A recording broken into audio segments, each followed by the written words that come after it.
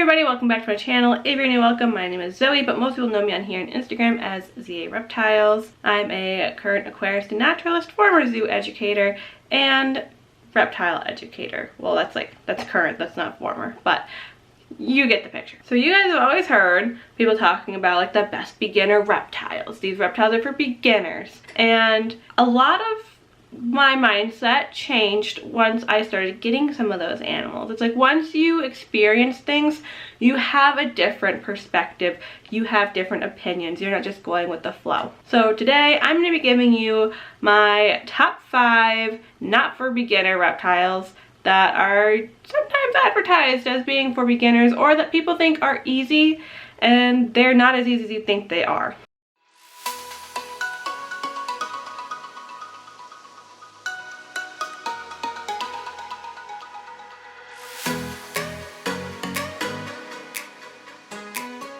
I just want to put in a little disclaimer that personally I don't believe in like beginner reptiles or reptiles that aren't for beginners.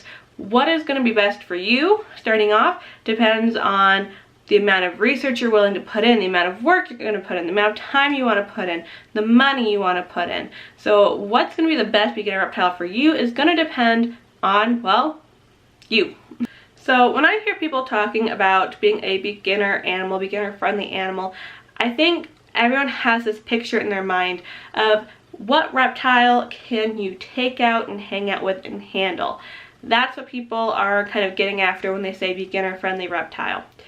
I don't believe they're really taking into consideration the advanced husbandry aspects of that animal. What does it take to really help that animal thrive? They're just looking at, is it affordable?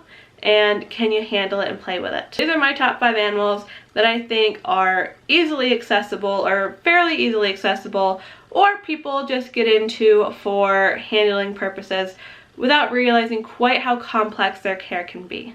So starting in number 5, we have the Argentine Tegu. So yes, they're an amazing lizard. They're usually talked about as being like the best big lizard if you want to get into big lizards, your first best big lizard. I would totally agree. I think if you want a big lizard, a Tegu is the right way to go.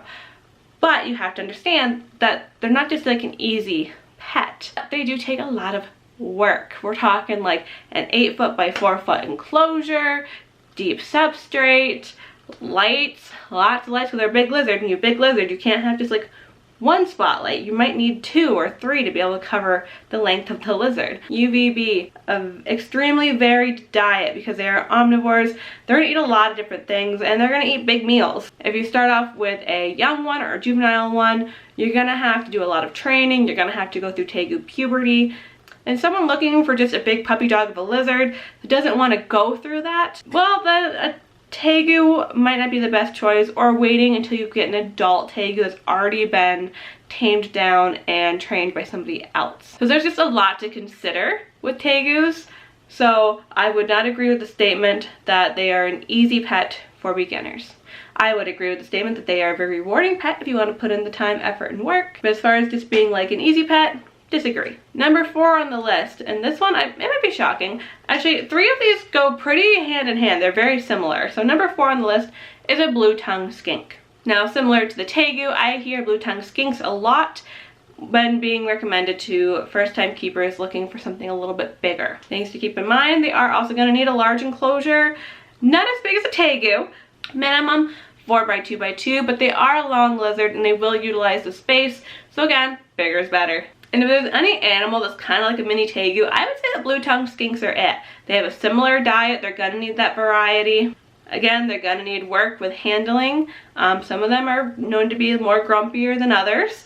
So again, that's just going to go with your research. But by no means are they an animal you just go to the store, take home, and wing it. Sure, they'll be a little more forgiving than some more advanced reptiles, but I would not agree with the statement that they are just like an easy throwaway reptile. So again, there's a lot of prep and time and energy that goes into an animal like a blue-tongued skink, as simple as they might look. Number 3 on the list, so we're creeping up to the top. So number 3, and this one I feel like I should put at number 1, but number 1 is just like a very common one, so I put it at number 1. So number 3, a Chinese water dragon. These are super easy to get your hands on, super inexpensive.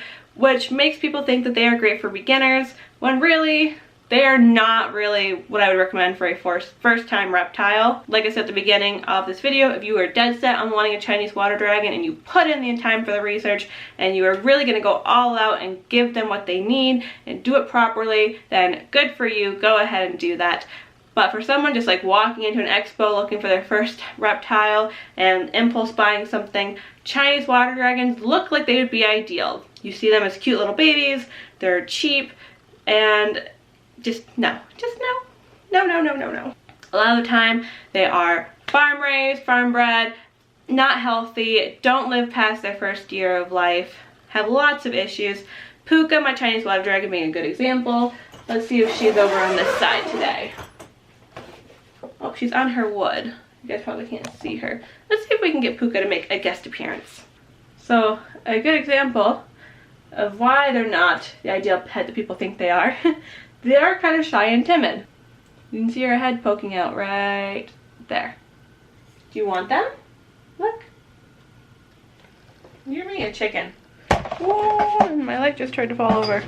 There's another good reason for why Chinese water dragons are not really the greatest when it comes to just going and getting your first pet reptile for funsies. They're not all that trusting or all that social with their owners. Of course, like anything, you can put in a lot of time, which I did actually, because as some of you know, I got Puka as a very tiny, sick baby who we thought wasn't going to make it. And so I had to be very hands-on with her, like a lot that first year of her life.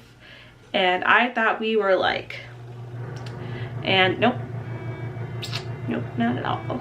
The minute she got super healthy and everything, she was like, all right, I am done with you, thank you, goodbye. And we have not been the same since. I can get her to go onto my arm with feeding and whatnot. I can't like handle her. And quite frankly, I don't try as much because she's got very sharp nails now and they'll just slice right through your skin. But essentially, these guys should be treated like mini iguanas. They are arboreal, they like water, they need a big setup. You can see she's got this big grow tent here, and this isn't even her final enclosure. She's actually getting another enclosure soon, and I'm so excited about it. Can't wait to share all that with you guys. But like, even still, with how far we've come with animal husbandry and reptile husbandry, recently I still heard someone saying that a 55-gallon tank is fine for these guys, and it's not. These guys are arboreal. She spends most of her time, oh, she found a worm. She spends most of her time up here, occasionally going down to her pool to go to the bathroom, go for a swim. But for the most part, she is up here. They can't do that in a 55-gallon tank. Not to mention that males get so much larger than females. Puka is relatively small. She is a female. Males are going to get so much bigger. So unfortunately, information like that is still floating around today. Super easy to find, which means that anyone that's impulse buying a Chinese water dragon is seeing that information. So not only are they probably buying a sick baby, but they're going to be giving it improper care that's not going to allow the dragon to thrive. Alright, moving on. Number 2 on our list is a Euromastics. These guys have very similar care to our number 1 on the list, which we'll get to in a minute, which kind of ends up classifying them in that category of great beginner reptile. Go and get this for your kids. But Euromastics tend to be much more skittish, don't really enjoy being handled. Of course, it's going to depend on the individual and the type of Euromastics, but in general, from what I've seen from Euromastics, they don't really want to be your kid's BFF. They don't really want to be handled all that much. I mean, Chalupa will be out basking. If I walk in the room, you can tell she is ready to run. She's watching me. Okay, my SD card was full. That's never happened before.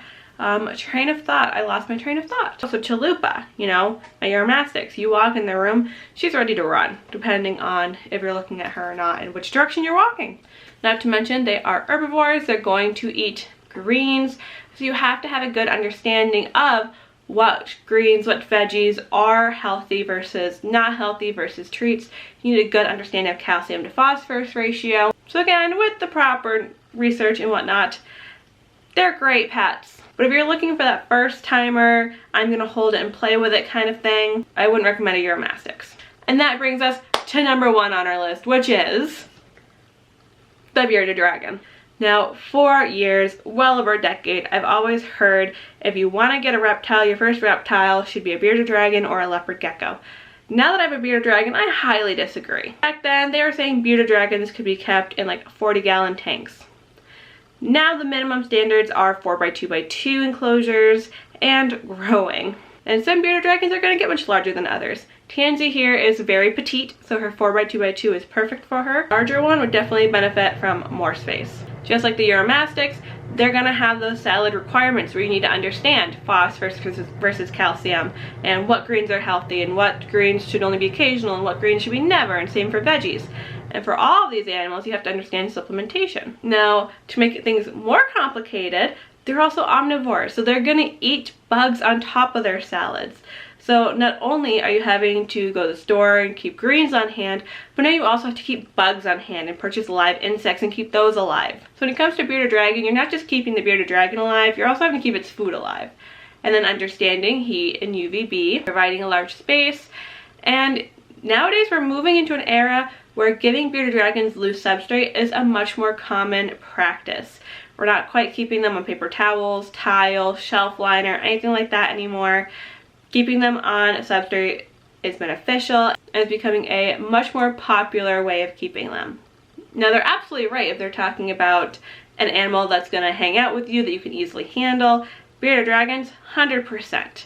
But their care is a bit more complex than people make it out to be, which puts them at number 1 on our list because they are the most widely purchased reptile, but also the reptile I think I see the most in rescues and humane societies and on Craigslist and on Facebook. People don't seem to get them with the intention of them being a forever pet, or they get them thinking, oh, this looks cool, it's going to sit and hang out with me, not realizing quite how much work is going to go into keeping them.